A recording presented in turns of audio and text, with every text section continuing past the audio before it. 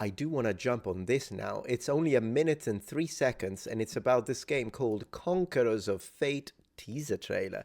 And I will Google a little bit, but as I say, this seems to be like a game that is very similar to Heroes of Might and Magic, and I really hope it's good.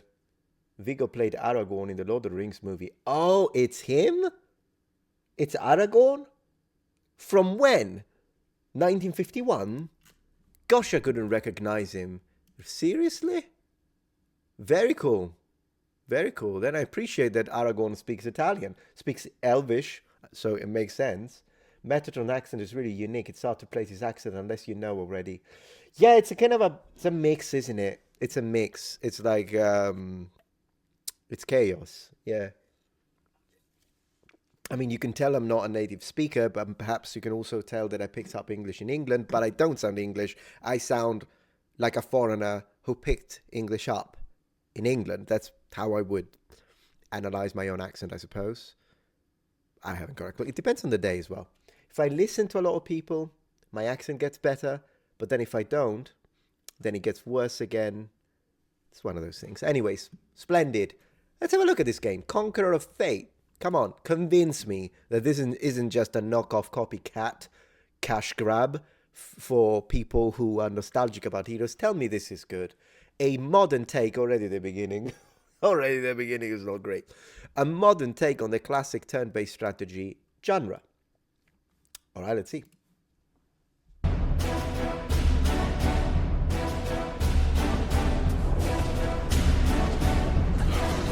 Okay, so first thing I want to say, I appreciate the hexagons, because one of the worst things that they did when they moved to Heroes 5, if I remember correctly, is that they ditched the hexagons in favor of squares, which is, it's a downgrade. Like, however you want to look at it, an hexagon gives you a lot more. It gives you literally 6, obviously, areas of conflict and engagement with enemy units.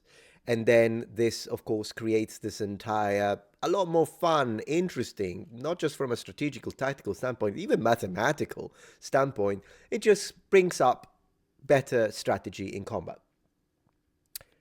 So, yeah, hexagons are the bestagons, exactly. So I'm happy that this game is doing this. That's a good sign. Let's see.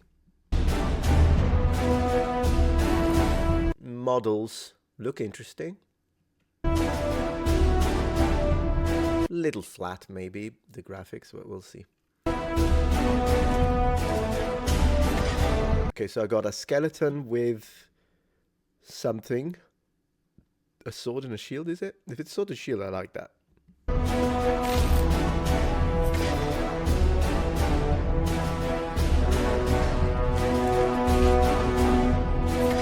It is sword and shield, yeah.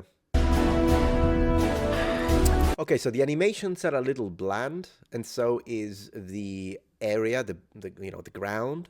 But I really like the looks of this knight. I'm wondering if this Unreal 5. Is this Unreal? Because the models, the assets have good quality. I wonder if they make that. Even this fairy looks really cute, and this guy, like, it's, yeah, the models are not bad. I always like games where unexplored areas are dark until you explore. Yeah, the fog of war, that's what you call it. Like Total Annihilation, RTS. I love fog of war as well. Like, there are some games sometimes that allow you to remove it. I never do. Speaking of Heroes types game, have you seen Songs of Conquest? Yeah, someone was mentioning on YouTube a second ago, Alex, and because I'm multi-streaming right now, and I'm thinking I'll look it up in a second since many of you are mentioning it. The graphical style reminds me a little of Magica, but less silly. I haven't seen that.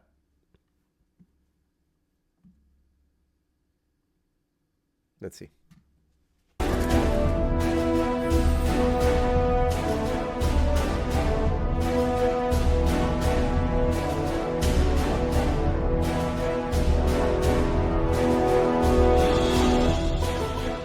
Okay, what have we got here? Already, the size of the hero is a little off. I'm not trying to be too nitpicky, but I am, like, there is a high bar when it comes to heroes like. Okay, because Heroes of Might and Magic is one of my favorite games. 3 is phenomenal. 7 was good, as long as it didn't break. 6 was I have a bit of a mixed bag feeling for 6. But yeah, 2, 1. I love every Heroes of Might and Magic, so I'm gonna be very like, if I need to like it, I need to like it, if you know what I mean.